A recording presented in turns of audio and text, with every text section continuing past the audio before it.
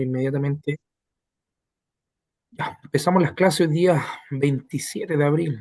Ya nos quedan 4 meses para terminar, hermanos, nuestra respectiva, se puede decir, primer año de bachillerato, así que ya nos queda poquito, el tiempo pasa volando, queridos hermanos, y vamos a empezar con una oración como corresponde, amén. Así que Dios bendiga a mi hermana Pabla, si nos puede guiar en una oración. Amén, mi hermano Patricio. Señor Jesús, vamos ante su presencia, Señor, en esta tarde, para darle las gracias, Señor Jesús, por su inmenso amor, su misericordia, por permitirnos un día más, Dios mío, de poder, Señor, congregarnos, Señor, en este estudio, Dios mío. Usted se ve bendiciendo a mi hermano Patricio, Dios mío, Señor Jesús, que está exponiendo esta clase, dándole la sabiduría, la inteligencia, Señor, y así también a nosotros, Dios mío, Señor, la capacidad de aprender, Señor Jesús, haznos receptores de todas estas clases, Dios mío, Señor, y ayuda a los que vamos a poner en esta tarde, Dios mío. Ponga su bendición, Padre de la gloria. Glorifícate, Señor Jesús. Y gracias, Señor, muchas gracias por esta bendición tan grande que nos has dado de poder estudiar de su palabra, Señor Jesús. Gracias le damos. Derrama tu bendición en esta tarde, en el nombre del Padre, e Hijo y Espíritu Santo. Amén y amén. Amén, mi hermano. Amén. Gloria a Dios para siempre. Dios le bendiga a mi hermana Pabla, a mi hermano Cristóbal también, que lo veo que está ingresando ahí. Dios le bendiga a mi hermano Cristóbal, un gusto saludarle. Eh, ya, queridos hermanos, siendo Amén, mi ya, hermano Patricio, gracias. Saludos a todos los hermanos, los pastores, bendiciones. amén, ya siendo las 8:05, queridos hermanos, vamos a ir inmediatamente a las presentaciones de este día 27. Amén. El segundo periodo ya de presentación. Y en esta hora le va a tocar a mi hermana Paula, amén, que no pudo la semana pasada, así que los micrófonos apagados y le vamos a dar el paso inmediatamente a nuestra hermana Paula. Dios le bendiga a mi hermana. Amén, mi hermano Patricio. Bueno, a mí me tocó la amartiología, que es una de las ramas de la teología sistemática, que es de estudiar la doctrina del pecado. Bien, derivado en griego, amartía es pecado y logo es estudio. Entonces, esto es el estudio del pecado.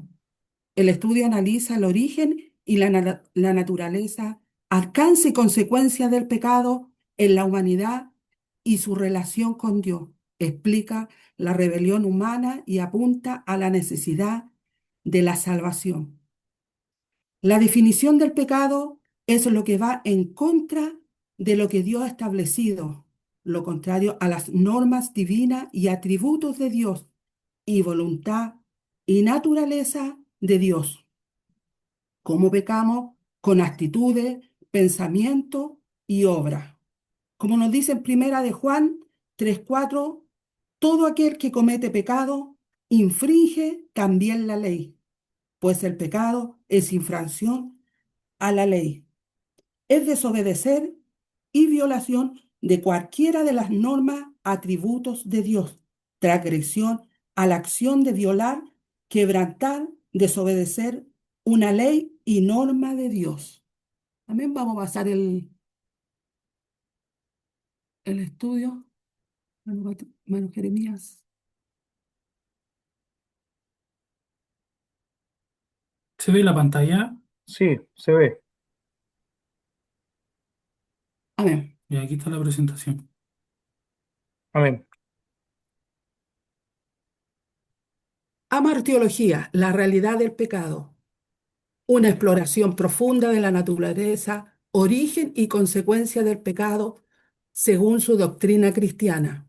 Esta presentación examina cómo el pecado entró en el mundo y su impacto transformador en la naturaleza humana.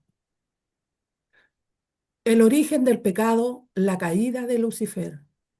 La doctrina del pecado, conocida como amartología, se remonta en el origen mismo de la rebelión celestial antes de que existiera la humanidad. Hubo una ruptura en el orden establecido por Dios. La rebelión de Lucifer estableció el patrón de desobediencia y autonomía del carácter al pecado. La decisión de apartarse del plan y el propósito de Dios. como nos dice en Isaías. Caíste del cielo, oh lucero, hijo de la mañana. Tú que dices en tu corazón, subiré al cielo, en lo alto junto a las estrellas de Dios, en el monte del testimonio me pondré sobre los lados del norte, me sentaré sobre las alturas de las nubes, me ensaltaré, seré semejante al Altísimo. Isaías 14, 12 al 14. El pecado entra en la humanidad por Adán y Eva. Primero, la tentación. El relato de Génesis 3 narra cómo la serpiente, guiada por Satanás, cuestionó la palabra de Dios y plantó la semilla de la duda en el corazón de Eva. Dos, la desobediencia.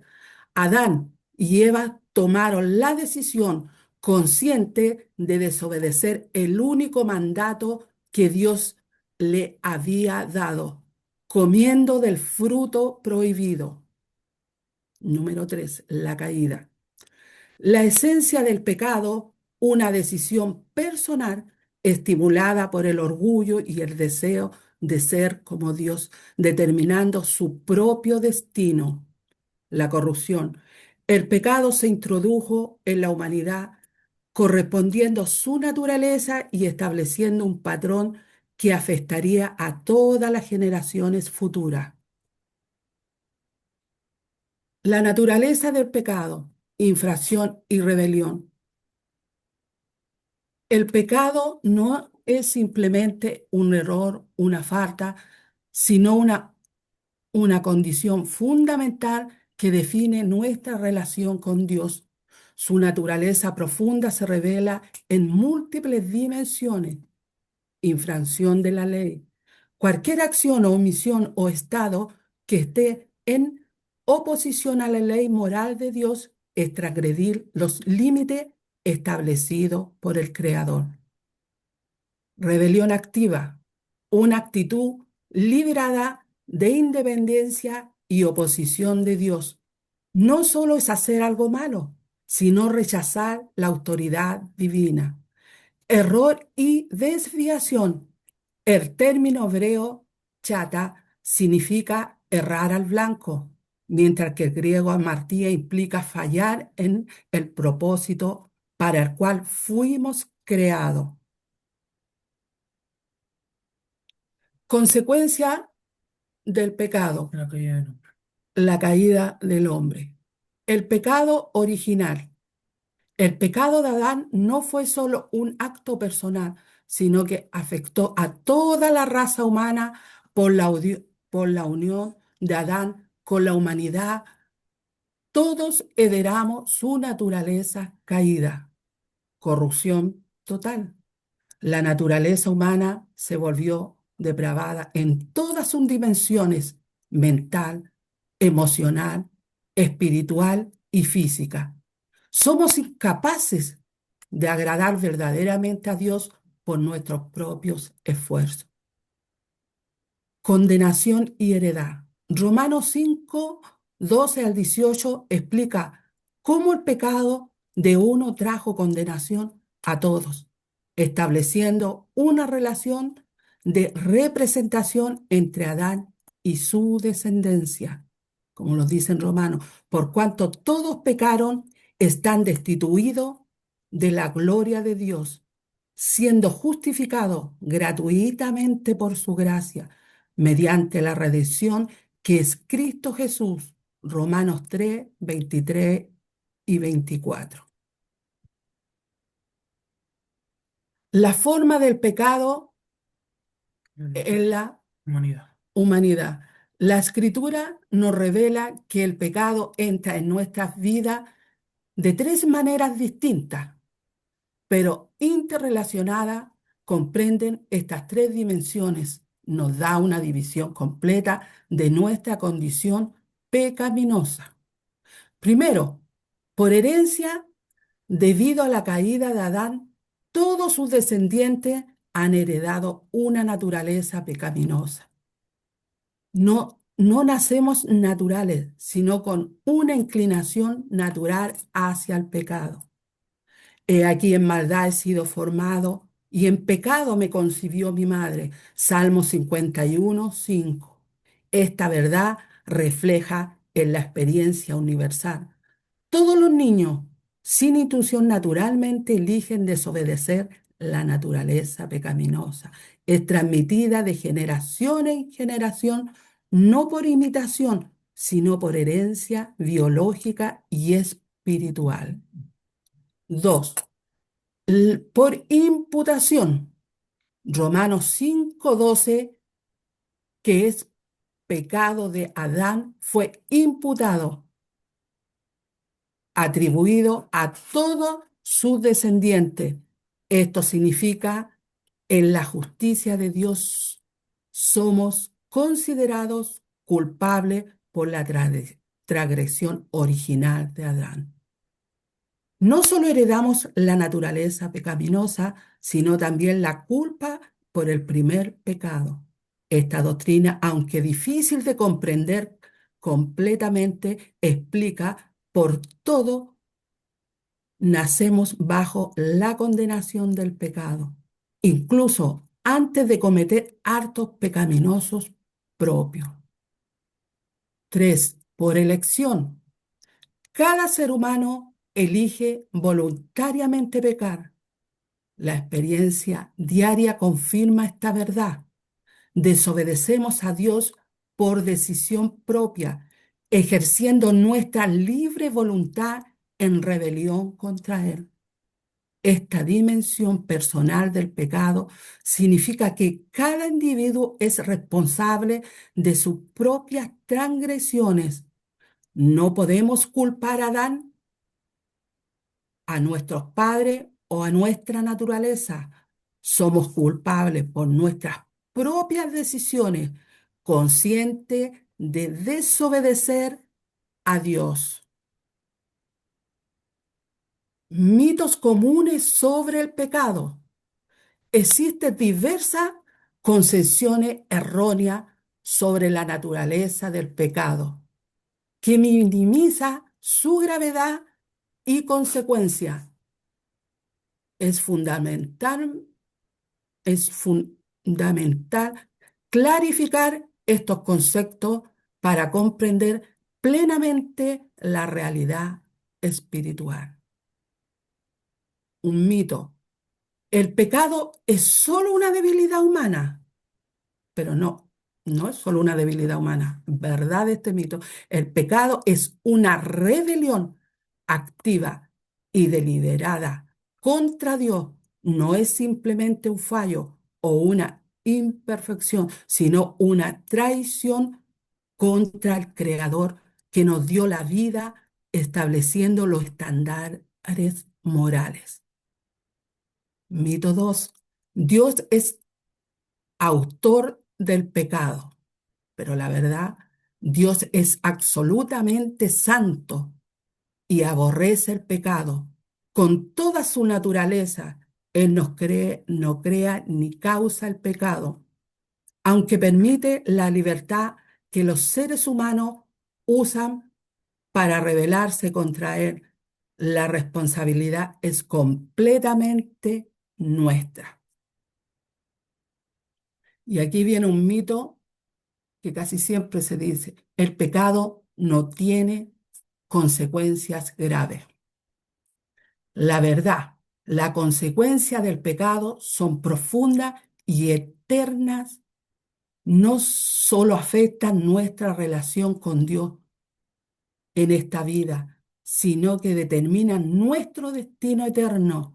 La separación de Dios es la consecuencia más grave. Este mito siempre se dice que el pecado no trae consecuencias, mis hermanos, pero el pecado trae muchas consecuencias. Trae enfermedad, ruptura de familia, y no solamente afecta a nuestra persona, sino que a nuestro entorno, a nuestros familiares. Pero una de las consecuencias más terribles que trae es la separación con Dios, la muerte espiritual y la muerte física también, porque sabemos que la paga del pecado es muerte. Mis hermanos, yo quiero contarles algo, es como un testimonio, pero específicamente con esto de lo que estamos estudiando. Yo tuve un hermano cuando pequeña, estudié con él, un compañero y vecino. Yo estudié de la básica hasta como el sexto básico con él. Él se llamaba Carlos. Cuando yo crecí, ya me hice grande, mujer, tuve hijos, conocí a Cristo. Después él también conoció a Cristo. Yo me alegré mucho cuando supe que él había conocido al Señor y un día me lo topé. Él salía a la calle a predicar, él iba a la iglesia con la Biblia debajo del brazo y estaba muy entregado al Señor. Pero sabe que un día me lo toqué y él andaba muy triste. Y me dice, hermana Pabla, sabe que estoy pasando una prueba, le pido la oración y estoy pasando una lucha en mi matrimonio. Me dijo, yo voy a la iglesia, voy contento, feliz, alabo a mi Señor, pero cuando llego a la casa, mi esposa no es convertida y me trata mal, me insulta y discutimos y siento que pierdo toda la bendición que había tenido en la iglesia, la adoración de Dios y siento que todo se pierde. Después me levanto otra vez, voy a la iglesia y vuelvo a la casa y pasa lo mismo y no sé qué hacer. Y yo le dije, hermano, le dije, yo voy a estar orando por usted, pero el Señor nos ha entregado todas las arras de su Espíritu Santo, nos ha entregado la armadura que dice en Efesios 6, que nosotros tenemos que resistir al diablo. Y si el enemigo está tratando en ese área, trate de vencerlo, le dije, porque Dios nos ha dado autoridad. Como Pablo le dice en 2 Timoteo 1:7 que Dios no nos ha dado espíritu de cobardía, sino de poder, de amor y de dominio propio. Y me dijo, ya, hermana, gracias. Sabe que después no lo volví a ver en un buen tiempo cuando escuché noticias. Resulta que mi hermano Carlos llegó a su casa y su mujer estuvo mal, tratándolo mal, insultándolo, que él no aguantó y la golpeó.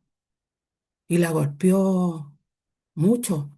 Resulta que un hermano, un vecino de al lado, no hermano, un vecino de al lado, se metió a la pelea para separarlo, pero este vecino le hacía la droga y tomó un arma y le disparó en el pecho al hermano Carlos y el hermano Carlos murió. Murió entonces el pecado, mis hermanos, trae consecuencias, consecuencias gravísimas, hasta la muerte y la separación de Dios. Y yo a veces, muchas veces he escuchado que no, si el pecado no, uno se humilla, le pide perdón a Dios. Sí, porque el corazón contrito y humillado, Él no lo desprecia. Pero de ahí no hacerlo más, porque nadie se va a poder burlar de Dios, mis hermanos. Yo esto se lo cuento porque por lo que estamos estudiando. Amén, vamos a pasar a la otra. Solución redentora. Cristo, nuestro Cordero. En Hebreo 9:26 dice que Cristo se presentó una vez para siempre por el sacrificio de sí mismo, para quitar en medio el pecado, del medio el pecado. La armatología culmina en la necesidad de la expiación. La sangre de Cristo es la única solución eficaz al problema del pecado que nos confronta. Cuando realmente comprendemos nuestra naturaleza pecaminosa, comenzamos a entender la profundidad y la amplitud de la naturaleza de nuestro gran Dios. Él, por una parte, condena a los pecadores al infierno en el justo juicio por sus transgresiones. Por otra parte, en su infinita sabiduría y amor, satisface su propia exigencia para la perfección mediante al sacrificio de su Hijo. Bendita sangre de nuestro Señor Jesucristo, que por Él somos justificados. Justicia de Dios requiere pago por el pecado. Sacrificio de Cristo satisface la demanda de justicia. Gracia para los pecadores, justificación gratuita por fe. Amén. Amén, mi hermano Patricio. Esta sería mi presentación de la amarteología.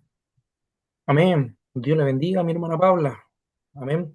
Bueno, Amén. está viendo la evaluación, está muy bien. Bueno, habló del origen, ¿no es cierto? La naturaleza. Recordamos que el pecado, ¿no es cierto?, tiene una naturaleza y tiene un origen. Así que muy bien en eso, hermana Paula. Amén. Así que, y habló también de las consecuencias y los tipos de pecado, ¿no es cierto? No sé si alguien tiene alguna pregunta antes de yo formular algunas palabras acá. ¿Alguna pregunta sobre la armateología, la doctrina, ¿no es cierto?, que se encarga de estudiar el pecado, no la naturaleza, sino el pecado en general. Recuerde que son tres partes, ¿no es cierto? Como lo explicaba nuestra hermana, muy bien hermana Pabla, en eso, que, ¿no es cierto?, tienen un origen y la naturaleza y las consecuencias.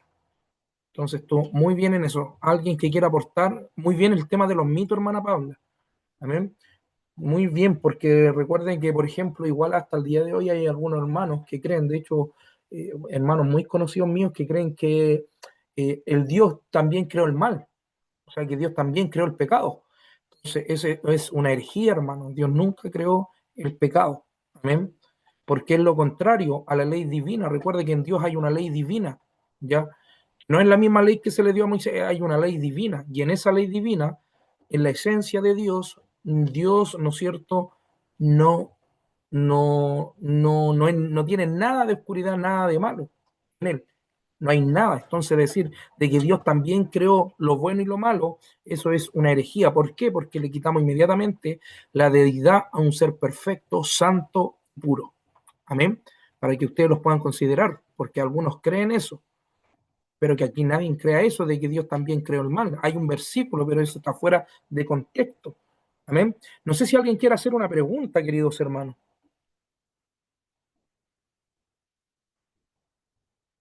¿Todo bien? Amén. Bueno, Dios le bendiga, hermana Pabla. Bueno, yo quería que anotara mi pastor Fernando, que lo veo que ahí a prender el micrófono. Uy, sí, estoy supervisado. Oiga, Aleluya. mi hermano Patricio, solamente una pregunta, porque cuando se habla sobre el pecado, la hematología, también entra el tema este de la maldición generacionales. Ese es otro punto. ¿Es Ese es otro otra punto? pista. ¿Por qué? ¿Por qué? Porque cuando hablamos de armas teología, bueno, el mismo punto, porque está el pecado. Pero, por ejemplo, son Mm. las tres divisiones que tenemos en la arma teología, teológicamente, es el origen, ¿no es cierto?, su naturaleza y su consecuencia. Y en esas consecuencias hay tipos de pecado, que cuáles son la acción, ¿no es cierto?, la omisión, la voluntaria. O sea, desde esa forma se clasifica en la teología la armateología, que también es pecado individual y colectivo. ¿Amén? Pero, por ejemplo, sobre ese tema de los pecados generacionales, obviamente Mm. pecados que se guían, pero usted, aquí va como la pregunta, si es que existe eso sobre el pecado generacional. Sí, algo similar. A ver, ¿por qué? Porque, bueno, el pecado se origina obviamente ahí en Satanás, en el reino de los cielos, por el motivo de la cual fue obviamente despojado de arriba. Y ahí se origina obviamente el pecado y después pasa a la humanidad a través, ¿cierto?, de la desobediencia de Adán y Eva. Pero también eh, ellos necesitaron un tentador para pecar, que fue el diablo que se manifestó, se introdujo la serpiente y habló a través de ella, pero no así en Satanás mismo. No sé si me Ah, explico. ya, ya, sí. Lo que pasa, ese fue el estado original del pecado, por eso nosotros los ponemos así.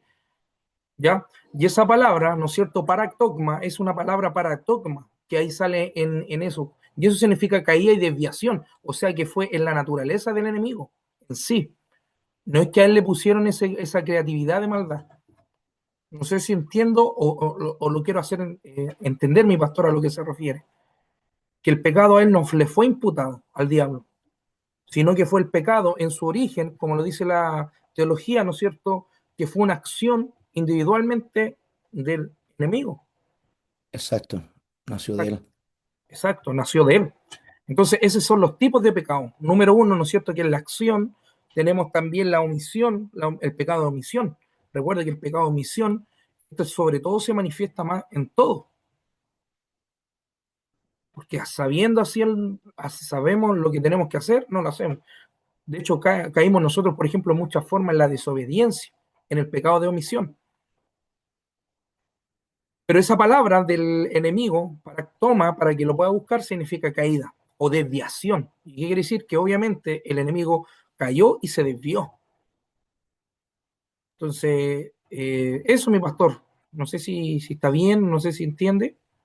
Amén, amén. Gracias, hermano Patricio. Amén. ¿Alguna otra pregunta sobre el pecado, mi hermano Jorge, que lo veo ahí? Amén. Le guarde el Señor, mi hermano Patricio, que es uno de mis pastores. Bueno, yo estuve leyendo porque en Éxodo 25, ¿sabes lo que dice mi pastor? Dice que y visitó la maldad de los padres sobre los hijos hasta la tercera y cuarta generación, pero después dice, de los que le aborrecen, Exacto. ¿cierto? Entonces habla no necesariamente que el castigo fuera sobre los hijos, sobre los nietos, por el error de los padres, sino porque se fija el mismo comportamiento. Yo estuve leyendo un análisis sobre esto que siempre se ha explicado distinto, siempre se ha explicado o se ha entendido que hay una generación, una, una maldición la cual va sobre los hijos, los padres, y sigue así. Pero no hay que olvidar que Dios opera conforme a la verdad y Él opera conforme a la justicia. O sea, si el hijo hiciera lo bueno, no lo tendría que alcanzar eso. Y lo podemos entender cuando habla más o menos de los reyes y menciona a Cap, o habla de los reyes y menciona a David. Hace un análisis que tuvieron un comportamiento distinto y lo puso como padre. ¿Me entiendo, no? Exacto. Entonces no vendría siendo el mismo patrón de pecado que No, fuese así como una generación, po. Como se no. explica o como siempre se ha entendido, lo que entiendo yo. Mire, por ejemplo, mire, tocando el tema de mi pastor Fernando, por ejemplo, no es el mismo sentido de nosotros que pecamos como, perdón, la humanidad con lo del diablo, porque vámonos en ese contexto, por ejemplo, el diablo no recibe pecado imputado, el pecado del diablo es por iniciativa propia, ¿ya? Peca desde el principio, y eso lo dice Juan 3:8, ¿no es cierto? No heredó pecado él, no le fue transferido, tampoco se le fue representado por otro, porque eso fue un estado original de su naturaleza que se manifestó. Ahora, en el hombre, ¿no es cierto?, vemos la imputación, y eso lo dice Romanos capítulo 5, ¿no es cierto?, que está Adán, ¿no es cierto?, como cabeza federal. Obviamente ese pecado fue la transgresión, ¿no es cierto?, de Dios y que pasó a toda la humanidad. O sea, esta maldición, pero no en el sentido generacional de que todos íbamos a pecar de una misma forma, no, todos pecan de distintas formas. Por eso la teología nosotros la exponemos desde esos bajos puntos de vista, que es en acción, ¿no es cierto?, que es también individual, también comunitaria. Entonces hay que poder separar eso, mi hermano. Dice Obviamente el Gálatas pecado 3:13. entró por un hombre, así también, ¿no es cierto? Es lo mismo en el estado original con Jesucristo. No sé si me entiende, lo entendemos. Dice Gálatas 13 que Cristo nos redimió de la maldición de la ley, po. Exacto. Pero si me redime a mí, no redime a mi hijo, a no ser que él No, acepte a Jesús. Es lo mismo en el pecado, es lo mismo en el exacto. pecado. Por eso en el juicio, cuando el juicio del trono blanco y son abiertos los libros, que la Biblia dice que son los libros en plural de cada actuación, de cada palabra, de cada cosa que hagamos nosotros, Eclesiastés lo habla, que no podemos decir delante de los ángeles que escriben cada cosa que hacemos, que fue ignorancia.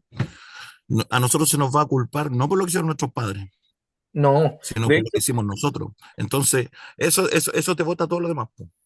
exacto, ¿Por qué? Porque la Biblia dice que todo lo que el hombre sembrar, eso segará, y es una ley, pues lo habla exacto. Gálatas 6:7. Muy bien. Entonces, cuando se habla de maldiciones generacionales, a veces se malentiende. Exacto. De hecho, si hacemos esa, vemos la bonanza en el hecho histórico de Jesucristo cuando, ¿no es cierto?, se le acercaron, maestro, ¿quién pecó? Este o su papá porque cayó en maldición. No es que haya pecado el mal, no, o que haya pecado él o incluso él, sino que esto Dios, ¿no es cierto?, para glorificarse. Ahí vemos claramente que Dios hace una distinción. Ahora, obviamente que la condenación, si no hay un arrepentimiento, todo va a pasar esto, esa condenación.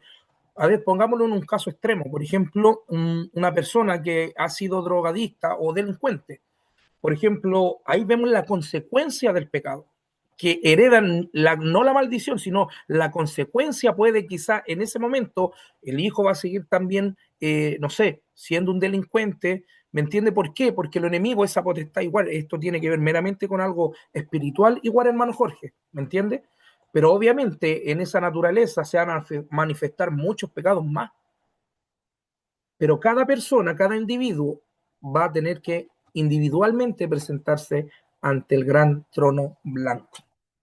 ¿Por qué? Porque el pecado, ¿no es cierto? Obviamente pasó para todos, pero todos pecan de diferentes formas. Y mi pecado, ¿no es cierto? Si yo me arrepiento, mi hijo también tiene que experimentar esa regeneración, esa salvación en Cristo. Pero, por ejemplo, yo igual estoy de esos temas del pecado generacional, hay como un aprovechamiento. Sí, así es. Se manda- Igual cuando uno dice que no es el Señor Jesucristo, tú y toda tu casa será salva, pues igual se malentiende eso. Si mi casa no acepta a Jesús, no es salva, pues.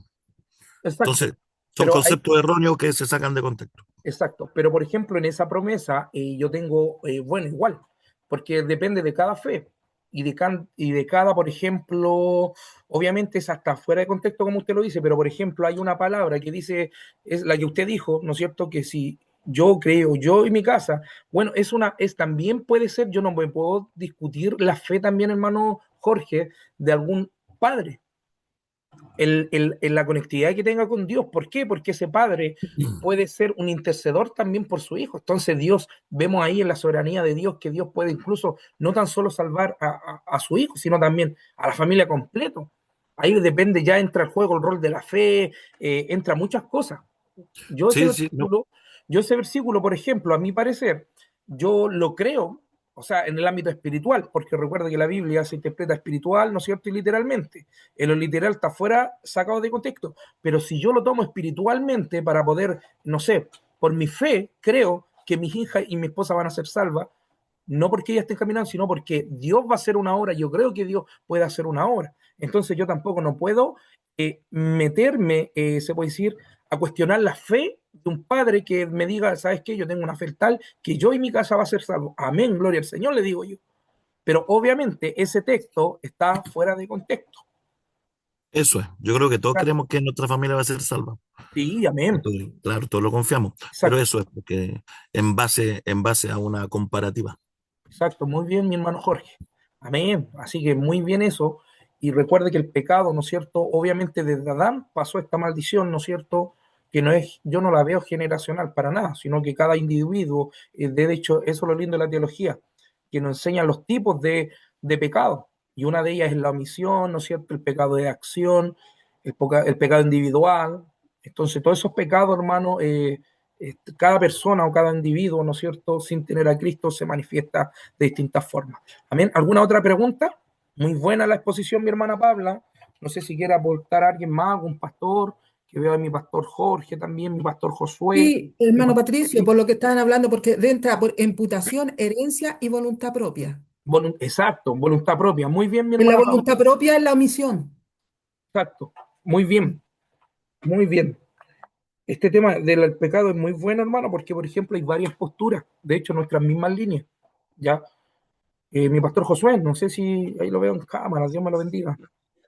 Amén, hermano. Dios lo bendiga a cada uno de ustedes. Mire, sí, con respecto a lo que hablaba uno de los hermanos acerca del tema generacional, el tema es que, como dicen, los hijos no aprenden de lo que los padres le dicen. Los hijos aprenden de lo que los padres hacen. Entonces, si el padre es borracho y por más que digan tú nunca tomes, ellos van a imitar lo que los padres son, porque están viviendo bajo ejemplo. Entonces, ellos aprenden patrones y esos patrones lamentablemente en su mayoría van a imitar porque creen que es lo mejor que hay en la vida, ¿no? Entonces, es un tema muy muy interesante, pero también controversial que hay que verlo desde el punto de vista del alma, punto de vista espiritual y también los modelos que a veces los muchachos aprenden, ¿no? Por lo que nosotros como padres le damos ejemplo a ellos. Eso nomás quería aclararme. Amén, mi pastor Josué. ¿Ya? Ojo, nosotros no estamos tampoco en contra de ese pecado que puede hacer como lo expone mi pastor Josué. ¿Por qué? Porque sabemos que esos mismos espíritus andan rodeando a la familia, por son consecuencias. Pero recuerde que el pecado es individual. El pecado, perdón, se manifiesta individual en cada persona. Obviamente esa potestad está trabajando ahí, va a ser ese, por ejemplo, si el papá es alcohólico, el hijo va a salir alcohólico. En eso no tenemos ninguna discusión. Amén. Ahora, lo otro también, por ejemplo, se ha visto mucho en las iglesias neopentecostales. Por ejemplo, ellos, por ejemplo, en sus oraciones hacen renunciar a gente que ya han recibido a Cristo y lo hacen renunciar, por ejemplo, están viviendo procesos y ellos le inculpan un pecado generacional. Lo que pasa es que hay algo oculto. ¿Yo por qué lo digo? Porque yo tengo familiares que pertenecen a estas denominaciones neopentecostales, sobre todo, por ejemplo, en la iglesia, ustedes las conocen, donde se creen apóstoles. Entonces ellos le hacen orar y dicen tienes que renunciar, o sea, a personas que ya recibieron a Cristo. Tú tienes que renunciar a los pecados y a las maldiciones generacionales. Y esto es un punto muy importante y transversal, queridos pastores y hermanos. Usted, del momento que llega a Cristo, inmediatamente ya no es maldito. No hay que confesar, no, inmediatamente usted confesó que era un hombre pecador, se rompe las cadenas, Cristo rompe el yugo, ¿no es cierto? Rompe las cadenas, inmediatamente usted ya no tiene una maldición generacional. Usted va a los pies de Cristo y eso de decir que tenemos que dejar las maldiciones generacionales estando en Cristo, hermano, esa es una chambonada del porte de un buque, porque Jesucristo nos justifica, nos lava, nos perdona, nos redime, nos regenera, nos santifica y nos hace nueva criatura, que es lo más importante. Amén. Así que para que también eso también podamos verlo, que algunos enseñan eso en la misma iglesia. No sé si a usted le ha pasado, quizás en alguna iglesia, o lo ha escuchado, que a los mismos cristianos como que le hacen una segunda confesión de fe que tengan que renunciar a las maldiciones generacionales. Y eso es completamente antibíblico. Usted llega a Cristo y se rompe toda maldad, que Jesucristo nos limpia y nos lava de todo pecado. Amén. Así que muy bien, mi hermana Paulina. Dios me la bendiga grandemente. Amén. Y esto se llama, ¿no es cierto?, la armatiología, que tiene su origen, consecuencia. Vimos los tipos muy bien. Busquen la palabra para dogma, que es muy bonito ese estudio, hermanos. Búsquenla y ve ahí, y ahí va a entender un poco qué significa desviación, ¿no es cierto?, y caída. Vamos a evaluar inmediatamente. Ya, ya, ahí estaríamos.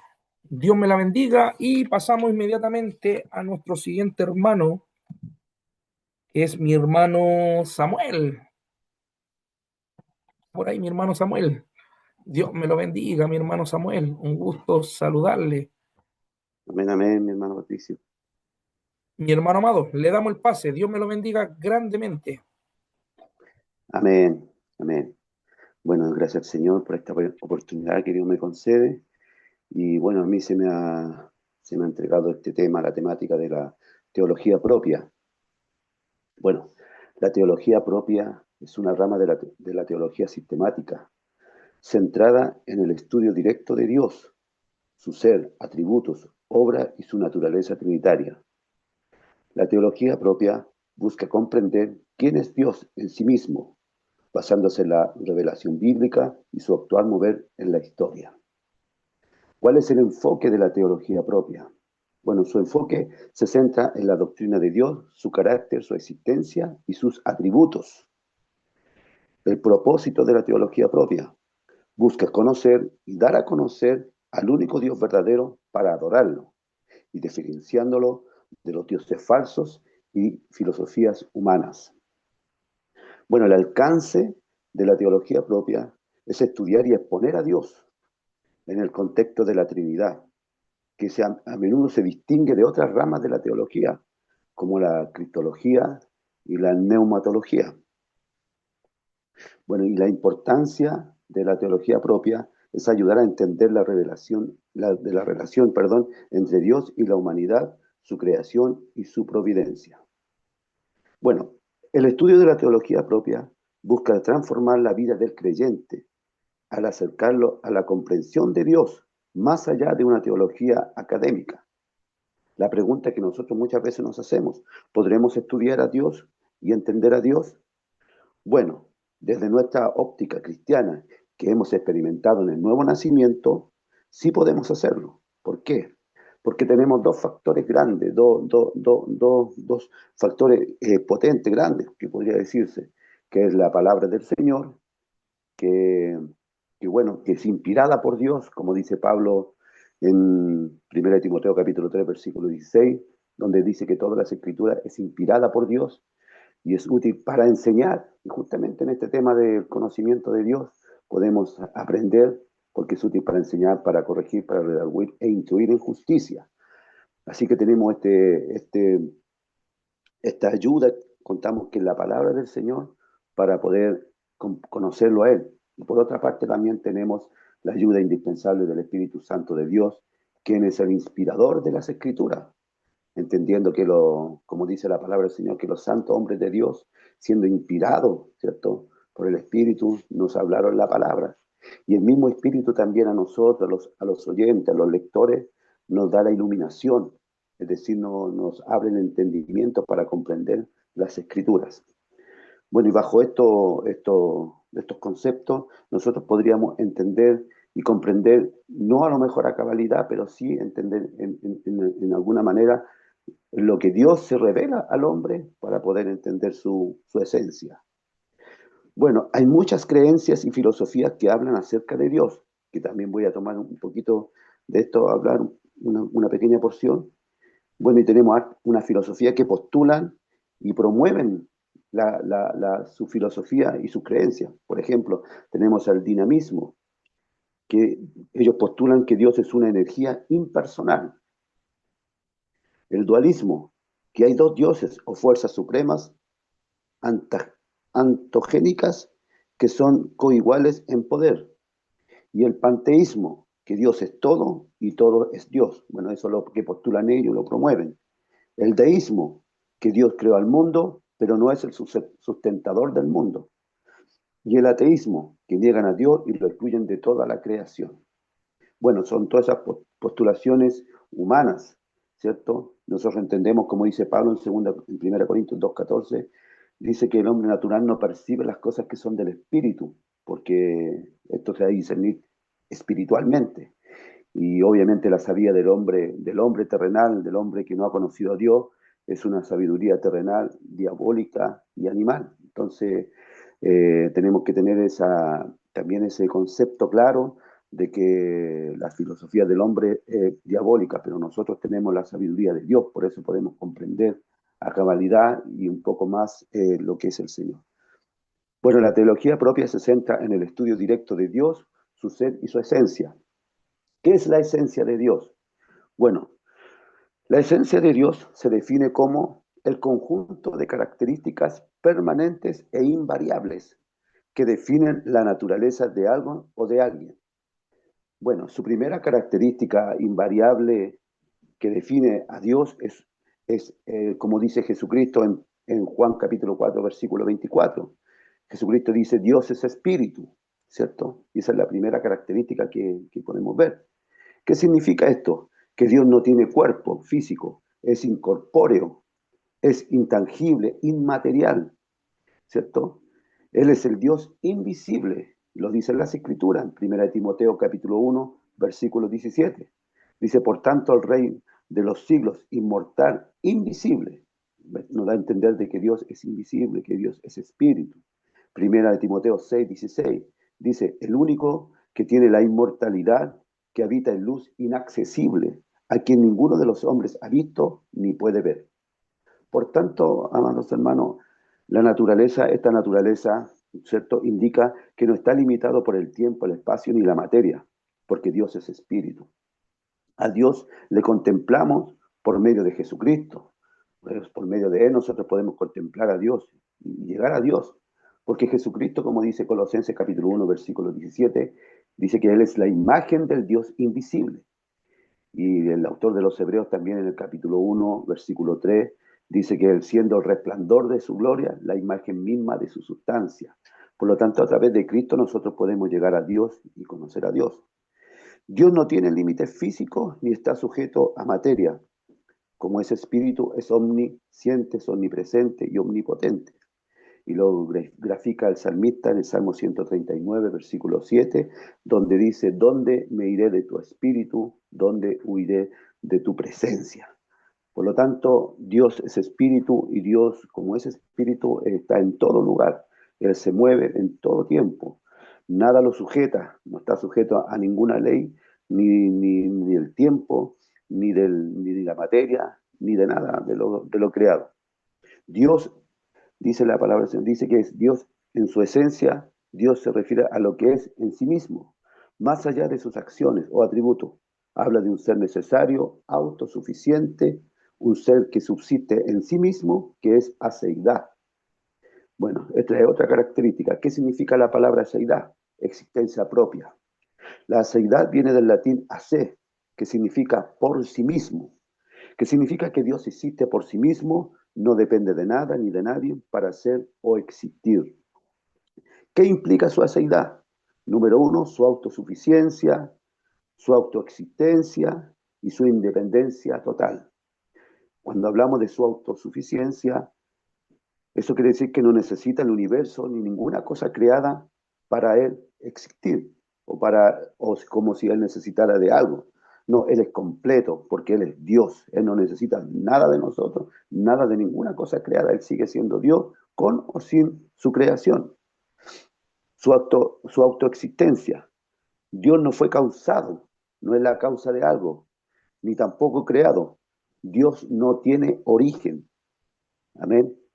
Y su independencia total. Su poder y su sabiduría y su existencia no le vienen de afuera. Él es la fuente. Él tiene vida por sí mismo. Bueno, lo dice las Escrituras. Juan 5:26, Jesús dice, porque como el Padre tiene vida en sí mismo, así también ha dado al Hijo vida en sí mismo. O sea, Dios tiene vida en sí mismo, es totalmente independiente, autoexistente y autosuficiente. Y eso habla de su aseidad. Y Él es eterno, por eso, porque Él nunca fue creado, desde el principio a fin sigue siendo Dios. Bueno, otra característica, Dios es eterno. La eternidad de Dios significa que Dios existe fuera del tiempo y sin límites temporales. No tuvo comienzo y no tiene fin. No está sujeto a la sucesión del pasado, presente y futuro. Dios siempre es, no está sujeto a tiempo, ni espacio, ni a materia. Él está sobre todas las cosas. Él es atemporal, está fuera de tiempo. Él es sempiterno, tiene una existencia infinita. La Biblia lo declara en Salmo 90, versículo 2, desde la eternidad hasta la eternidad, tú eres Dios.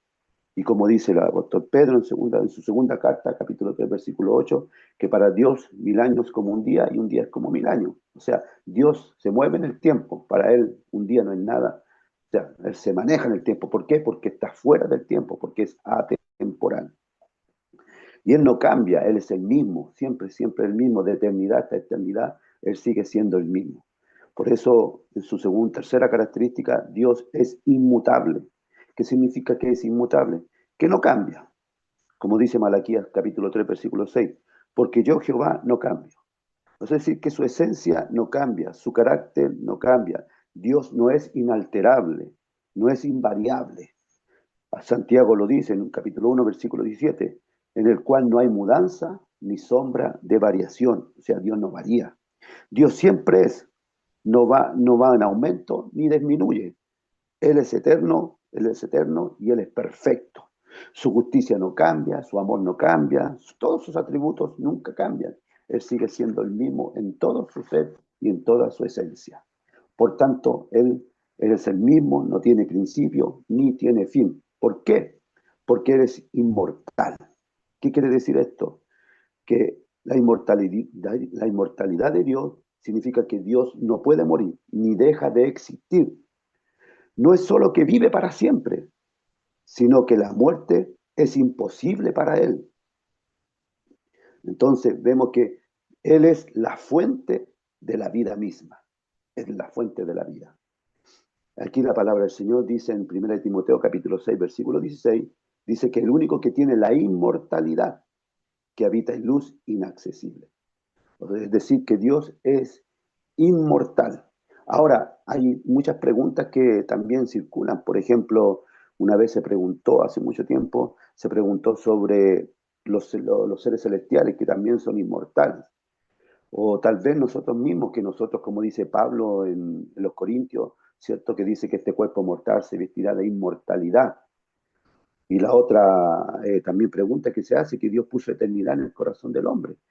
Y claro, eso está así establecido así porque Dios lo estableció de esa manera, pero el hombre o los seres celestiales que son inmortales en Él.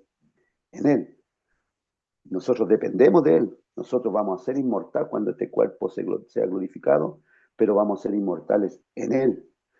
No significa que nosotros en nuestra esencia seamos inmortales, no. Dios es inmortal y dependemos nosotros de Él, porque si Él quisiera, a nosotros nos podría eliminar en un abrir y cerrar de ojos, si eso es, Dios es soberano y Dios hace como Él quiere. Pero Él, pero Él nos ha prometido a nosotros que seríamos semejantes a Él, pero en Él, en Cristo Jesús, nosotros seremos semejantes a Él. Ahora, muchas veces también se habla sobre la muerte de Jesús, que como Jesús siendo Dios, siendo 100% hombre, 100% Dios, ¿cierto? ¿Cómo pudo experimentar la muerte? Pero ahí también tenemos que entender que Dios experimentó la muerte en su humanidad, no en su naturaleza divina. En su humanidad Dios experimentó la muerte porque tenía que ser así, porque tenía que condenar el pecado en la carne para que la justicia de la ley se cumpliese en nosotros, como dice Romanos, ¿cierto? Capítulo 8, versículo 9. Pero en su divinidad Él no podía morir. Y obviamente que no, porque Él es santo y la muerte no tiene potestad sobre Él, porque Él es santo y 3 veces santo. Y la versión dice que el aguijón de la muerte es el pecado. Y en Él no había pecado, así que la muerte no lo podía retener. ¿Por qué? Porque Dios es santo. Y la palabra santo, que significa apartado, nos habla de la santidad de Dios, que es el atributo que lo separa totalmente de todo lo creado. Es su alteridad. ¿Qué significa esta palabra alteridad? Totalmente distinto, totalmente separado, que habla de su trascendencia. Dios es trascendente, está más allá, muchas veces hasta de nuestra comprensión. La expresión, por ejemplo, de los serafines en el libro de Isaías, capítulo 6, versículo 3, donde dice santo, santo, santo, que es apartado. Este triple santo que habla en el libro de Isaías, que es en hebreo es un superlativo que habla o que significa, amado hermano, de la infinitamente, que Dios es infinitamente apartado. Su santidad produce asombro, temor reverente o espanto. Por eso que lo finito, nosotros, lo creado, no podríamos estar delante de un ser infinito apartado. Tendríamos que ser completamente purificados, ¿cierto? Por eso el Señor demanda a su pueblo y le dice, sed santo como yo soy santo. O sea, nos demanda santidad. Y la única forma que tenemos también para santificarnos es la sangre de Cristo, la presencia de Dios en nuestra vida que nos justifica y nos hace aceptos en el amado. Bueno, Dios es trascendente, Dios está más allá y por encima de toda la creación, como dice Isaías capítulo 57, versículo 15, como dice, porque así dijo el alto y sublime, el que habita la eternidad y cuyo nombre es santo, yo habito en las alturas y la santidad. Dios es trascendente.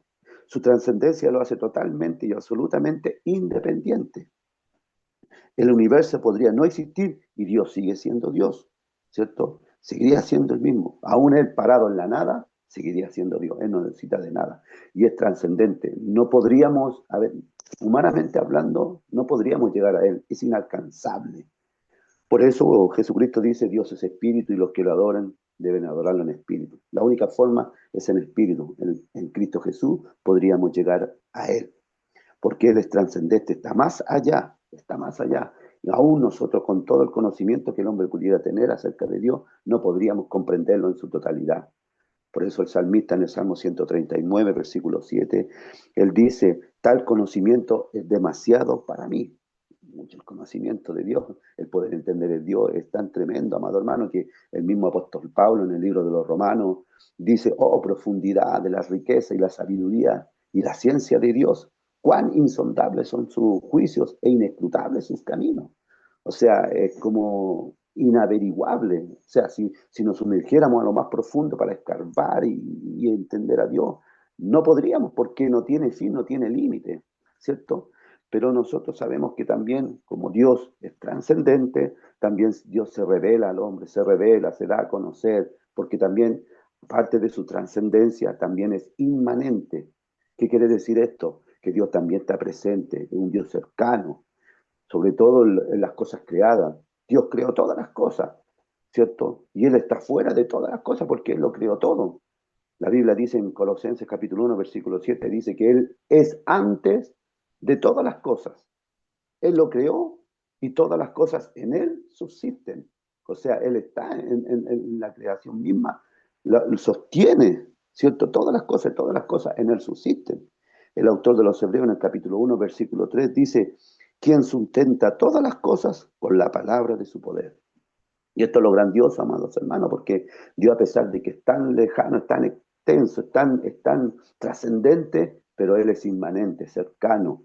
Y el ejemplo más claro que tenemos nosotros es que Dios también se revela al hombre por medio de Jesucristo, porque ya como decía nuestra hermana, el pecado nos separó de Dios, pero Él mismo nos reconcilia consigo mismo por Jesucristo y nosotros tenemos el acceso y para llegar al Padre, porque como dice las Escrituras, que el Señor nos llama, ¿cierto? Y tenemos la entrada al trono de su gracia para alcanzar misericordia y hallar gracia al oportuno socorro. Y esto demuestra una característica tan fundamental y tan importante que es el amor, porque Dios es amor, porque esta es la demostración de su amor, que Jesucristo dio su vida por nosotros, ¿cierto? Esa es la demostración más grande, que Dios muestra su amor para con nosotros, que siendo aún pecadores, Cristo murió por nosotros. Dios es amor, lo dice Primera de Juan, capítulo 4, versículo 8. Y esa característica invariable, amados hermanos, de su aceidad, de su esencia, ¿cierto? Dice que Dios no contiene amor. Él en su esencia es amor. Él es un ser personal, con voluntad y afecto. Dios es fuente inagotable del amor y del amor verdadero. No se acaba porque es eterno, es un amor eterno. Y es lo que le dijo a Jeremías, ¿cierto? Capítulo 31, versículo 3, con amor eterno te he amado, ¿cierto? Y estas son las características fundamentales de la esencia de Dios, ¿cierto? Porque Dios no cambia, Dios es inmutable, Él es el mismo de ayer, de hoy y por los siglos. Él nunca cambia, bendito sea el Señor, porque la Biblia nos muestra que Él no cambia, no cambia. Dice Malaquías 3:6, porque yo Jehová no cambio, su esencia no cambia, su carácter no cambia. Dios inalterable es invariable. Y por último, Dios es trino, aunque mi hermano me pidió que no diera el estudio de la Trinidad, pero no podía separarlo porque es parte, pero es una pincelada. Significa que Dios es una esencia en tres personas, Padre, Verbo y Espíritu Santo. No tres dioses, como muchos dicen, ni tres partes de Dios. Es un Dios que existe eternamente en comunión. Y lo dice en Primera de Juan 5:7, perdón. Porque tres son los que dan testimonio en el cielo, el Padre, el Verbo y el Espíritu Santo, y estos tres uno son. Ellos son, entonces, cuando hablamos de Dios en su esencia y en la parte trinitaria, que es una característica también de su esencia, amados hermanos, son coiguales, coeternos, comparten la misma esencia, la misma sustancia, la eternidad, ninguno superior al otro, ninguno inferior al otro, son coiguales en condición, en divinidad y en atributos. Coexisten y cohabitan, existen simultáneamente desde siempre, ninguno antes que otro, ni ninguno depende de otro para existir. Los tres coexisten y cohabitan en la misma esencia y sustancia divina. Lo dice Juan capítulo 14, versículo 11. Jesús dice, yo estoy en el Padre y el Padre en mí. Bueno, y en conclusión, la Biblia nunca trata de probar la existencia de Dios, sino más bien da por sentado que hay un Dios. Isaías 44, versículo 6 dice, así dice Jehová, Rey de Israel y su Redentor, Jehová de los ejércitos, yo soy el primero y yo soy el postrero, y fuera de mí no hay Dios. Y nuestro Dios se da a conocer al hombre por medio de las cosas creadas. Todo lo creado por él, Dios se da a conocer. Romanos 1:20 dice, porque las cosas invisibles de él, ¿cuáles cosas? Su eterno poder y su deidad se hacen claramente visibles desde la creación del mundo, siendo entendidas por medio de las cosas hechas. Es decir, que evidencias de la existencia de Dios son observables Y el argumento es por medio de la revelación natural o general y la revelación especial, que es la palabra y nuestro Señor Jesucristo. Bueno, esa es mi presentación, amados hermanos, que Dios les bendiga. Amén, Dios le bendiga, mi hermano Samuel. Excelente presentación. Muy bien, muy bien estructurada. Amén. Faltó un pequeño detallito, sí, ¿ya?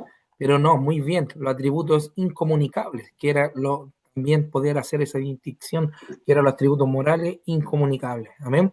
Vamos al diálogo, las preguntas. Excelente exposición, mi hermano Samuel. Muy bien. ¿Alguna pregunta para mi hermano Samuel?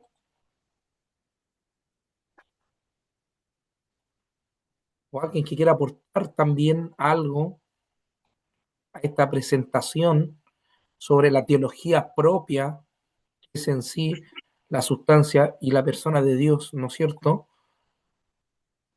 ¿Alguien que quiera consultarle algo a mi hermano Samuel? Bien, mi hermano Samuel. Se salvó de las preguntas. Amén. Amén, muy bien, mi hermano amado. Gloria a Dios. Amén. Bueno, aportar sobre eso, sobre los atributos incomunicables. Amén. Amén. Me gustó como él lo dijo, esa aceidad, ¿no es cierto?, que tiene Dios y que todos conocemos, ¿no es cierto?, que Dios existe por sí mismo. Igual a través de esa, se puede decir, aceidad, ¿no es cierto?, que creemos nosotros, los trinitarios, bueno, también ahí se forman los dualistas. De hecho, hace poco, si está mi pastor Josué, me puede corroborar que conocimos a una persona, yo de verdad no había visto yo anteriormente, a un unicitario habíamos visto, ¿no es cierto?, pero a un dualista, ¿no es cierto?, muy apegado a la Trinidad. Entonces, con mi pastor Josué hablamos con un joven hace poquito sobre un joven que era dualista, hermano. Y ahí ellos, claro, pues, no entienden los atributos, ¿no es cierto?, incomunicables de Dios. Y ellos creen que, ¿no es cierto?, como Dios existe por sí mismo, Dios puede despojarse de su espíritu. Y ellos dicen que, bueno, en la persona no existe la tercera persona, que es el Espíritu Santo, sino que ellos dicen, ¿no es cierto?, que Jesucristo es una persona, Dios es una persona, y el Espíritu Santo no es una persona, sino que es como que nace del ser interior de Dios y que el Espíritu Santo es Dios nomás, pues no existen la Trinidad. Entonces, bueno, ellos tratamos de explicarle al joven porque ellos creen de una forma su hermenéutica es muy corrompida. De hecho, tanto se puede decir que el error doctrinal que tiene él, que bueno, nos dio a conocerlo, eso fue algo personal, que él dio a conocernos a nosotros, que vemos también se puede decir, deformidad incluso en su vida cotidiana. Y eso pasa, le dijimos de esa forma, Dios es trinitario. ¿Amén? Bueno, en los atributos también, ¿no es cierto?, incomunicables está la inmutabilidad de Dios, que no cambia, ¿no es cierto?, la eternidad de Dios, que está Él fuera del tiempo, ¿no es cierto?, lo que yo más recalcado, ¿no es cierto?, del, del tiempo crono, ¿no es cierto?, con el kairos, que es muy necesario, y tratar de nosotros encajonar a Dios en nuestro tiempo crono, no podemos, hermanos, no se puede, no se puede. Lo mismo pasó, ¿no es cierto?, y lo que había pasado con la exposición de nuestra hermana sobre Jesús. Si fue un ser divino, Jesús fue 100% un ser divino y 100% hombre. Entonces no podemos encajonar nosotros, ¿no es cierto?, los atributos incomunicables de Dios, por eso son incomunicables, ¿ya? De hecho, yo estoy trabajando en esa obra, que Dios es eterno, omnipresente, ¿no es cierto?, omnisciente y omnipotente, para que usted pueda investigar sobre eso también. Excelente exposición, mi hermano Samuel, de verdad, mi hermana Pablo igual. Así que Dios les bendiga grandemente y vamos a evaluar inmediatamente. No sé si alguien quiere aportar por mientras algo que para poder anotar aquí. Es muy necesario conocer a los unicitarios, a los dualistas, hermano, qué es lo que creen, porque el día de mañana, tarde o temprano, usted va a tener que hacer apología de su fe, defender su fe. No la doctrina, pero la fe. Pero tenemos que entender que hay varias gente y varias creencias. Así que para que puedan estudiar sobre ese tema. Amén. Bueno, dicho Bueno, esto, hay una, hay una creencia ahora que está de la cuadridimensión, si no me equivoco, claro, que también, bueno, no quise dar a conocer, pero sí, también está fuertemente golpeando y afectando a muchos trinitarios, que es el problema. claro que hay otra deidad, un ser superior que creó otros tres. No, eso ya es que eso ya, mire, de hecho, eso ni siquiera tiene nombre de herejía, ¿ya? La herejía se formularon basado al contexto histórico de las doctrinas y de la iglesia. Eso ya no tiene ya nombre, ya eso ya está fuera de razonamiento. Y esa es la Amén. ignorancia, esa ignorancia, no, hermanos, que ya creen en un cuarto ya ser. Amén. Bueno, Dios le bendiga. Muchas gracias, mi hermano. Perdón, los vamos a ir inmediatamente, Dios le bendiga, mi hermano, con mi pastor Fernando, que le toca unos temas que a mí lo que más me fascina, que es la bibliología, no bibliografía. La bibliografía es cuando nosotros creamos un autor, ¿no es cierto? Y tomamos parte de varios autores y le hacemos la bibliografía. Pero en este vamos a hablar de la bibliología. Mi pastor Fernando, Dios me lo bendiga. Amén, hermano Patricio. Con la ayuda del Señor, sabemos que este tema es bien profundo, el tema de la bibliología, por todo lo que entra en cuanto a esta doctrina. Entonces, traté de minimizar lo que más pude y también un hermano me ayudó acá para poder hacerme el día positiva. Amén. Se equivocó por ahí en unas palabras porque ya lo mandó en denante, entonces ya no lo puedo cambiar. No, tranquilo, mi pastor. Ahí usted lo corrige. A mí me pasa lo mismo cuando ocupo la IA, no formula bien las Ya palabras. se ve ahí, hermano Patricio. Sí, mi pastor, bien, adelante. Ya se ve ahí la pantalla, ok. Bien, bueno, para la gloria del Señor, doy gracias a Dios, obviamente, que me ha ayudado también para poder realizar también esta parte que me ha correspondido a mí y tratando de poder expresarlo bien también ante todos ustedes. Bueno, cuando hablamos de la bibliología, obviamente todos sabemos que hablamos de un estudio sistemático también, como los compañeros también lo han dicho anteriormente, del libro de la Biblia, obviamente, en todos sus aspectos, tanto como su origen, la producción, la distribución, la conservación, su uso. Y cuando hablamos y estudiamos un poquito lo que es la bibliología, nos damos cuenta también que es una disciplina muy amplia que combina los elementos tanto como de la historia, la literatura, la edición y la ciencia misma de toda esta información. ¿Qué estudia la bibliología? La bibliología analiza el libro como un objeto cultural y también material. ¿Qué incluye esto? Incluye historia del libro, producción, materialidad, circulación, la lectura y la recepción. Para no analizar cada uno de estos puntos, vamos a tratar de avanzar con la ayuda del Señor. Ya, el origen del término griego es biblión, que habla del libro, y logos, que habla de estudios, tratado. Y su desarrollo como campo académico se consolidó también, obviamente, con el auge de la imprenta, tras la intervención de la imprenta Gutenberg en el año o en el siglo XV. Respondemos algunas preguntas como, ¿es la Biblia confiable? ¿Es realmente palabra de Dios? ¿Cómo fue escrita? Entonces, entramos a la revelación. Bueno, de cierto modo, Dios es un Dios que desea revelarse. Él no se mantiene callado como los dioses paganos, tanto antiguos como también los dioses hoy día modernos. Pero sí debemos lograr entender nosotros que el Señor se agrada en hacerse conocer a sus criaturas. Entonces aquí vemos la revelación y Dios se da a conocer al ser humano a través de los textos, obviamente, que están acá señalizados como 2 Timoteo capítulo 3 versículo 16 al 17, Hebreos capítulo 1 versículo 1 al 2, Juan capítulo 5 verso 39, Salmo 119 versículo 105, Romanos 15 verso 14, segunda de Pedro capítulo 1 verso versos 20 y verso 21.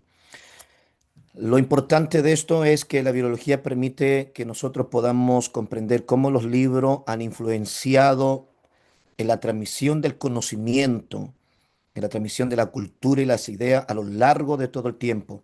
También nos ayuda a preservar el patrimonio documental y así también poder analizar el impacto de las tecnologías como el libro también digital. Dios se da a conocer al ser humano según la bibliología, porque en el contexto de la bibliología encontramos también la idea central que Dios se da a conocer al ser humano a través de esta revelación, especialmente por medio de la palabra del Señor, que es las escrituras. Y la biología distingue principalmente de dos formas importantes, que es la revelación general, que la revelación general nos enseña que Dios se manifiesta a todos los seres humanos a través de la creación, a través de la naturaleza y la conciencia. Es una forma universal, accesible a cualquier persona. También está la revelación especial, que Dios se revela de manera más directa y específica mediante la Biblia, la historia del pueblo de Israel en el cristianismo a través de nuestro Señor y Salvador Jesucristo. Entonces, ahí entramos a esta revelación general, que son los tipos de revelación. Naturaleza, conciencia, historia, ejemplo lo que dice Romano 1:20, argumento apologético, el orden del universo que sugiere el diseño, Salmo capítulo 19, versículo número 1, Jeremías capítulo 33, verso 25, por ejemplo, Salmo en el capítulo, ay, ¿qué me pasó acá? Salmo en el capítulo número 19, en el versículo 1, dice así la palabra del Señor.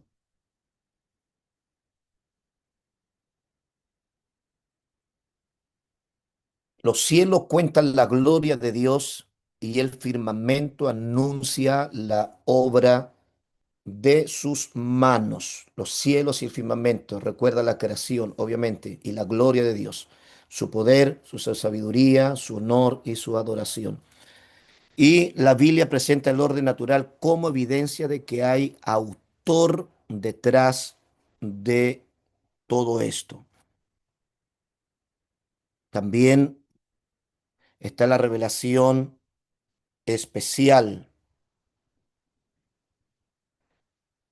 Bueno, quiero un poquito detenerme aquí en la revelación general, un poquito más de lo que aparece ahí en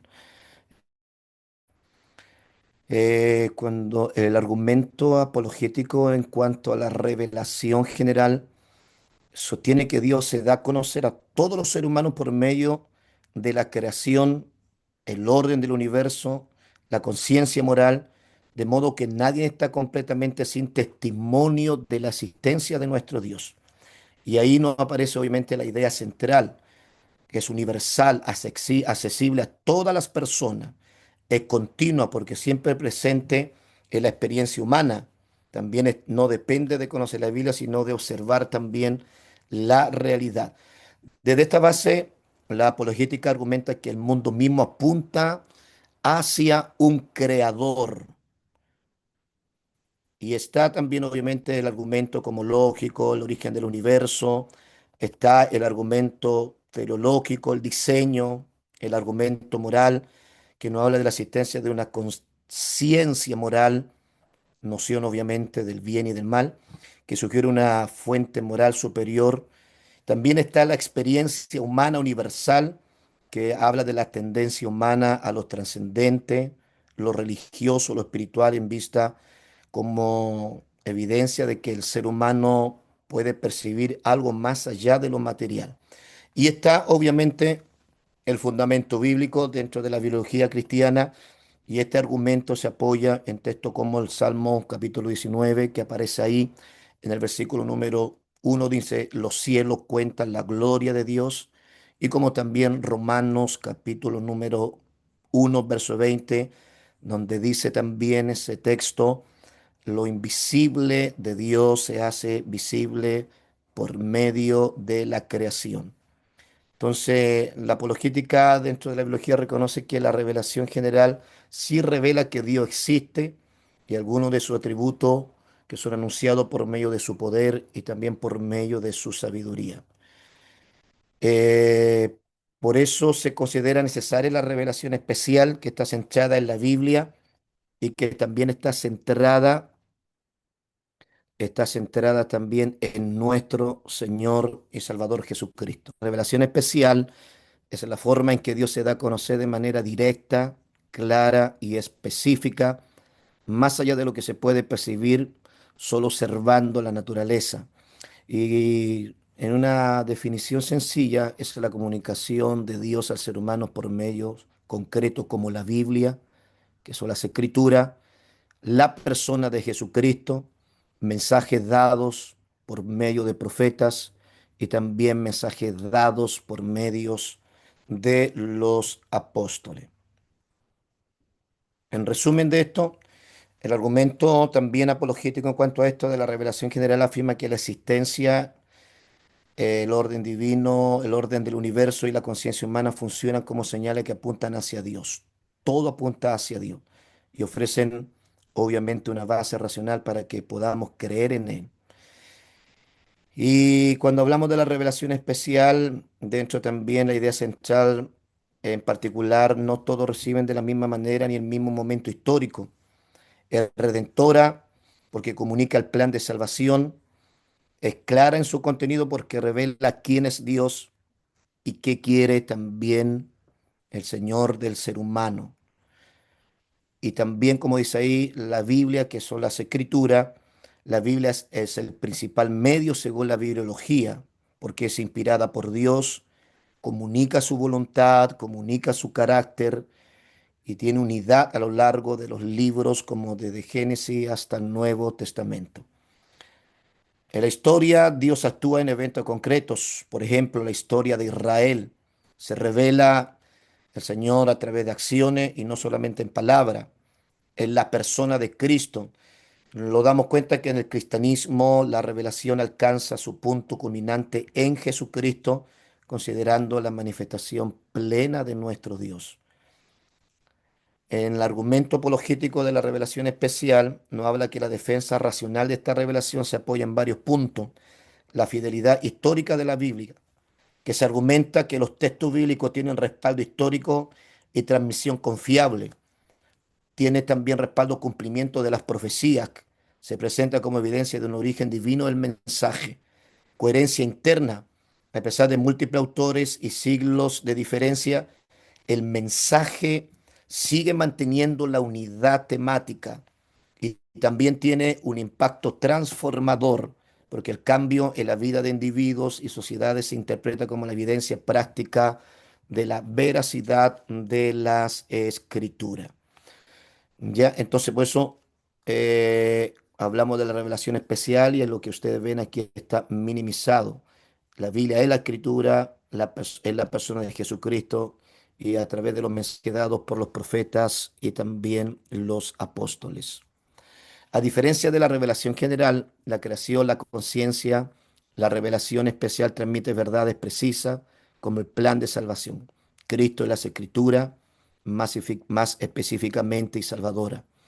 La clave de toda la apologética en cuanto a esto es que la revelación general muestra que Dios sí existe. La especial muestra quién es y muestra cómo también salvarse.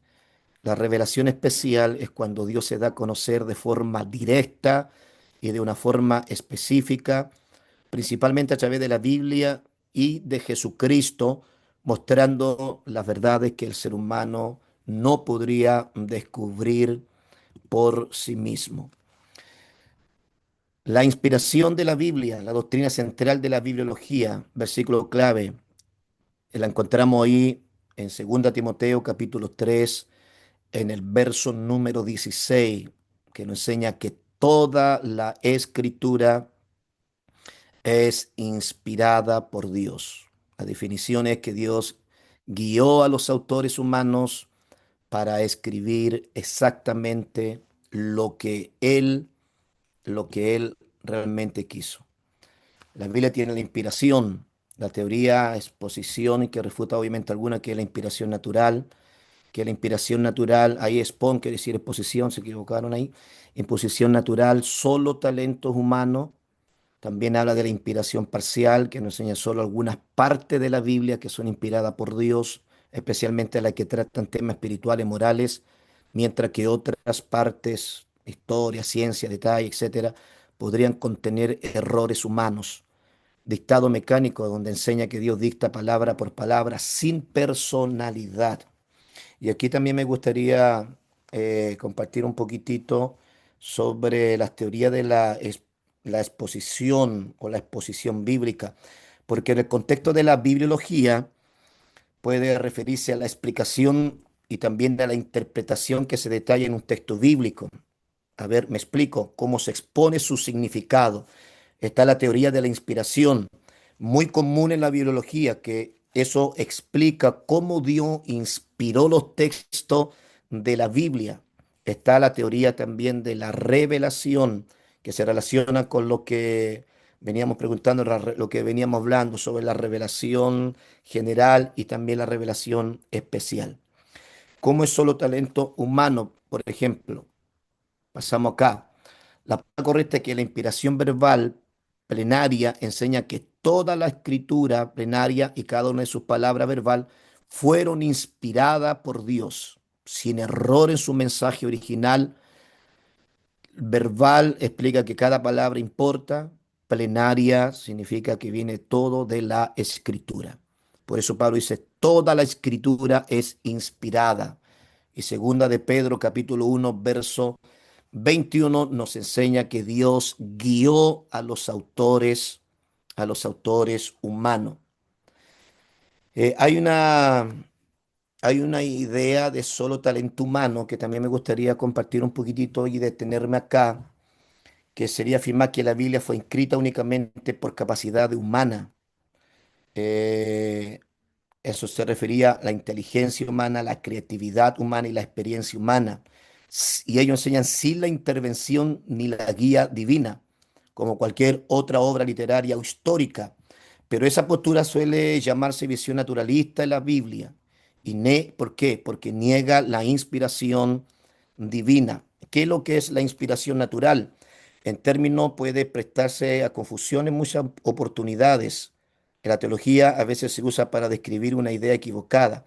¿Cuál es la idea equivocada? Que los autores bíblicos escribieron solo por genio religioso o un talento espiritual elevado, similar a como un poeta o un filósofo que produce una obra notable. Pero esta visión es generalmente rechazada en la bibliología cristiana tradicional. ¿Por qué? Porque está reduciendo la Biblia a una obra humana. No está explicando su autoridad como palabra de Dios. La postura clásica de la bibliología nos enseña que la posición más aceptada en el cristianismo es que Dios sí intervino en la inspiración, pero no anula el estilo, la personalidad o el contexto de los autores, que esto se conoce en la biología como la inspiración divina, donde hay cooperación, que Dios obviamente guía el mensaje, el ser humano escribe con su propio lenguaje y el ser humano escribe en su propia cultura. Ejemplo para que podamos entenderlo. No sería, por ejemplo, correcto decir la Biblia es solo talento humano. Tampoco sería correcto que podamos decir el ser humano fue un simple dictador pasivo. Deberíamos decir Dios comunica su verdad a través de autores reales, genuinos. En resumen de toda esta idea, es solo el solo talento humano, ese solo talento humano no corresponde a la inspiración bíblica dentro de la bibliología, sino a una visión naturalista que se ve o que ellos ven la Biblia como un libro puramente humano. Mientras que lo que estamos estudiando y analizando que la bibliología sostiene que la Biblia es divinamente inspirada, pero humanamente inscrita. Como dice 2 de Pedro, capítulo 1, versículo número 21. Alabado sea el Señor. ¿Qué afirma esta doctrina? Que la Biblia es autoridad final, la Biblia es confiable y verdadera en su mensaje. No depende de opiniones humanas. La apología a esto es una unidad temática de 66 libros inscritos por múltiples autores, coherencia histórica y también una coherencia doctrinal. También está la inerrancia, la infalibilidad. La inerrancia, la Biblia no tiene errores en los manuscritos originales. Está la infalibilidad, la Biblia no falla en su propósito. El argumento es que Jesús afirmó la autoridad de las Escrituras en Mateo capítulo 5, verso 18, cumplimiento de las profecías, específicamente el nacimiento de nuestro Señor y Salvador Jesucristo. Dentro de la teología, dentro de la bibliología existe también el dictado mecánico, que es una teoría de la inspiración bíblica que propone que Dios dictó palabra por palabra el contenido de la Biblia y que los autores humanos actuaron como simples escribas o instrumentos pasivos. Según esa postura, ellos dicen que Dios es el autor directo de cada palabra. El escritor humano no aporta ideas propias ni estilo personal. El proceso sería similar a alguien que toma dictado literal. ¿Cómo se entendería esto? Bajo esa teoría, cuando se escriben textos como Génesis o las cartas del Nuevo Testamento, el autor, dicen ellos, que no decide qué escribir, no interpreta, solo registra exactamente lo que Dios comunica. Los problemas o la crítica en cuanto a esta teoría es que la mayoría de los estudiosos de la bibliología no adoptan esta postura por varias razones. Uno, porque hay diversidad de estilos. Los libros bíblicos muestran diferencias claras en lenguajes y en la forma literaria. Muestran también un contexto cultural, donde vemos que cada autor refleja su época, la educación y el entorno. También hay una participación humana evidente. Por ejemplo, Lucas, el autor menciona investigar y ordenar la información, donde esto sugiere que los autores no fueron meros secretarios pasivos. ¿Y cuál es la postura más aceptada en cuanto a esto? En lugar del dictado mecánico, muchas corrientes sostienen una inspiración más dinámica o plena, que Dios guía el mensaje, el ser humano participa activamente con su lenguaje, el ser humano participa con su personalidad. Y cuando esto aparece, cuando sí aparece algo parecido, hay momentos puntuales en la Biblia donde sí parece haber dictado directo, leyes, mensajes proféticos, pero eso no describe todo el proceso de la escritura bíblica. En resumen de esta postura, el dictado mecánico afirma que Dios dictó literalmente la Biblia palabra por palabra, pero esta teoría es generalmente considerada demasiado rígida porque no explica adecuadamente la diversidad y humanidad presente en cada texto de la palabra del Señor. La defensa, manuscritos originales inspirados, las copias pueden tener variantes menores. Defensas de las copias que pueden tener obviamente variantes menores. La defensa de las copias con variantes menores es un argumento dentro de la bibliología y la crítica textual que sostiene que aunque los manuscritos bíblicos han sido copiados en mano durante siglos, la diferencia, perdón, entre copias no afectan el mensaje esencial del texto. La idea central, como la Biblia fue transmitida antes de la imprenta, se hicieron muchas copias manuscritas de textos como Génesis o Evangelio de Mateo. La defensa afirma que existen variantes entre manuscritos, pero la mayoría son pequeñas y no afectan el significado doctrinal. El contenido esencial se ha preservado con alta fidelidad.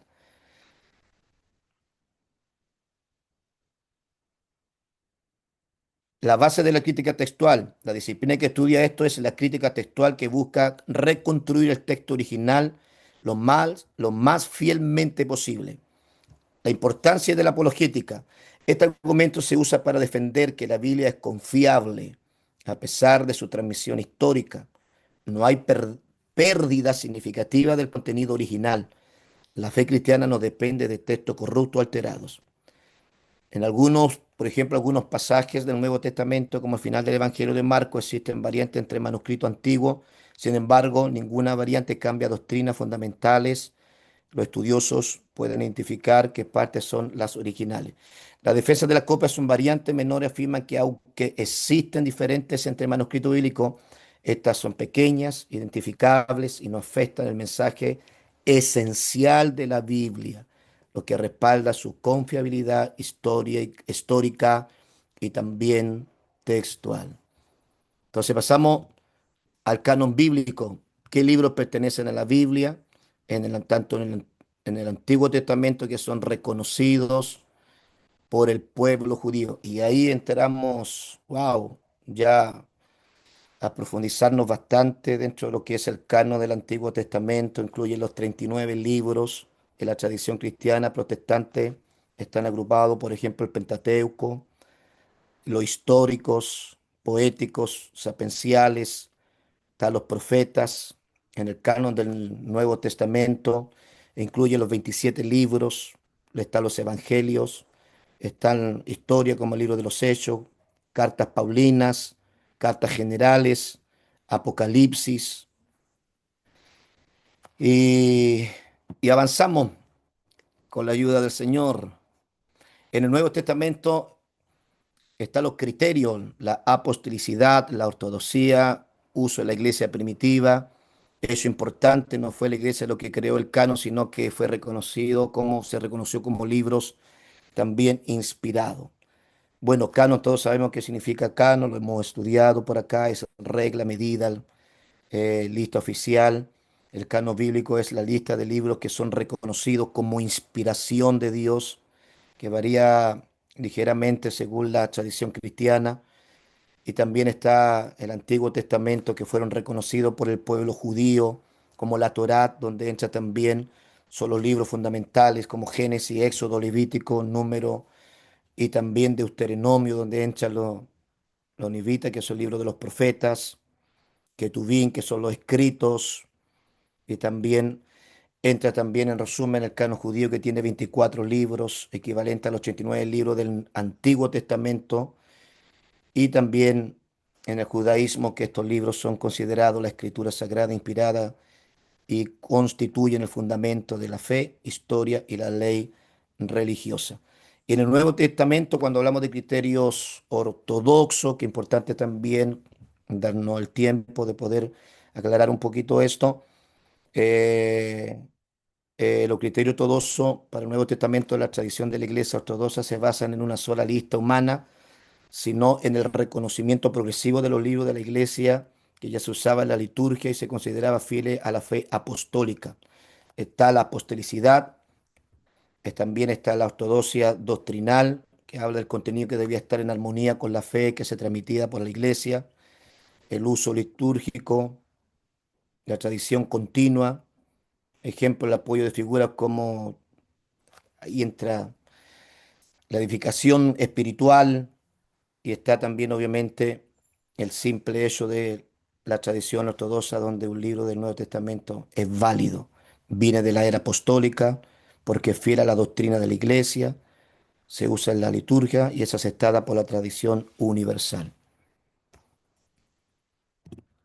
Mi pastor Transmisión Fernando, y sí, Pastor Fernando, disculpe, mire, sabe que yo tengo una inducción.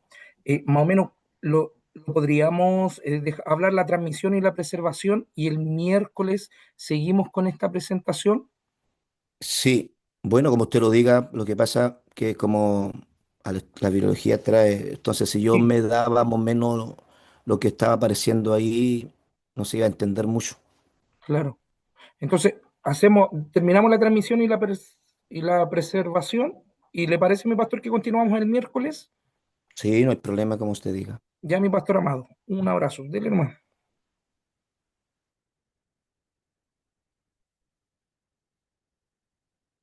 Terminamos con la transmisión y la preservación.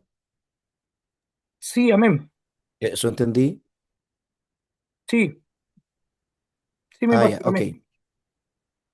Bueno, estamos en la transmisión y la preservación. Como llegó la Biblia a nosotros por copia manuscrita Y ahí también obviamente había sido bueno haber explicado un poquito de los manuscritos del Mar Muerto, la crítica textual.